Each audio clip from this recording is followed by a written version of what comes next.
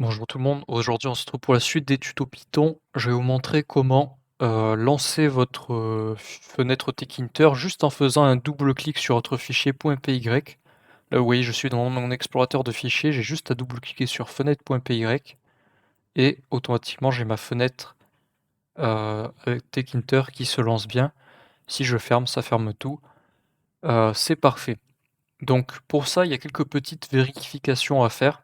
Donc la toute première vérification c'est vérifiez que le programme par défaut, c'est Python. Donc si c'est pas le cas, vous faites choisir une autre application, vous mettez Python et vous cochez la case toujours utiliser cette application pour ouvrir les fichiers .py. Donc ça c'est la première chose à faire. Deuxième chose à faire, il va bien falloir que vous alliez tout en bas de votre fichier et vous regardez si vous n'avez pas oublié le point main loop. Donc si vous avez oublié le point main loop, il faut le rajouter tout simplement.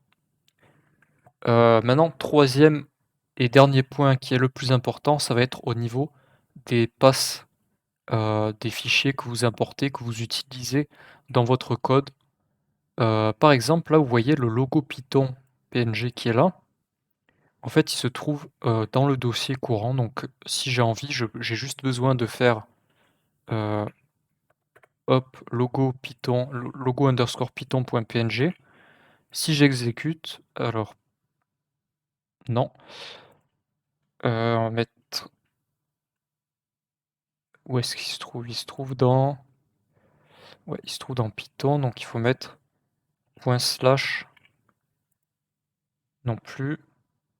Ah non, parce qu'on lance en fait dans Python, donc il faut mettre Python slash logo underscore python.png. Voilà. Donc ça, c'est le truc classique. Vous avez mis en fait ce qu'on appelle un chemin relatif. Donc il faut savoir que lorsque vous allez exécuter votre fichier en double-cliquant dessus, il ne va pas s'exécuter à l'endroit où se trouve le fichier, donc en l'occurrence dans le dossier Python. Il va s'exécuter à l'endroit où se trouve l'exécutable Python. Ce qui veut dire que si vous avez des chemins relatifs, eh ben, ils ne fonctionneront pas. Donc un petit moyen pour débugger ça, c'est de créer un fichier, bon vous l'appelez comme vous voulez. Moi je l'ai appelé start.bat, donc l'extension .bat qui est un fichier script Windows, donc qui va nous permettre en fait de voir qu'est-ce qui bloque. Donc là, on fait juste pi fenêtre.py et un petit pause. Donc ça va juste exécuter notre fichier et mettre une pause dans la console. Donc si je lance mon start.bat qui est ici, on va voir directement toutes les erreurs, tout ce qui pose problème. Et donc là on peut voir que ligne 49, c'est .tuto python fenêtre.py, et ben il n'arrive pas à trouver le fichier ou le répertoire. Cool not open logo python.png comme vous pouvez le voir. Donc comme je vous l'ai dit, c'est parce qu'en fait, heu, il essaie de retrouver ce fichier-là à partir de l'endroit où est exécuté, notre fichier Python, et notre fichier Python est exécuté à partir du répertoire où il a été installé. Donc pour ça, il va falloir que vous mettiez un chemin relatif, correspondant donc à l'endroit où il se trouve.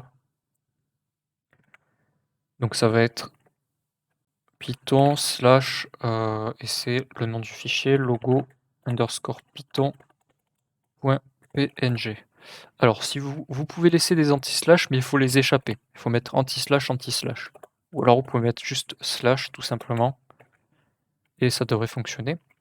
Donc là, je refais la vérification, je lance mon fichier start.bat et donc on peut voir que ça s'exécute bien et que j'ai bien la fenêtre qui s'ouvre. Donc à partir de ce moment-là, si je lance mon fichier fenêtre.py, vous voyez, on a bien notre fenêtre Tkinter qui s'affiche sans problème. Voilà, donc c'est tout pour ce petit tuto. J'espère que ça vous aura aidé si vous avez rencontré ce genre de difficultés. Sur ce, à plus tout le monde. Ciao.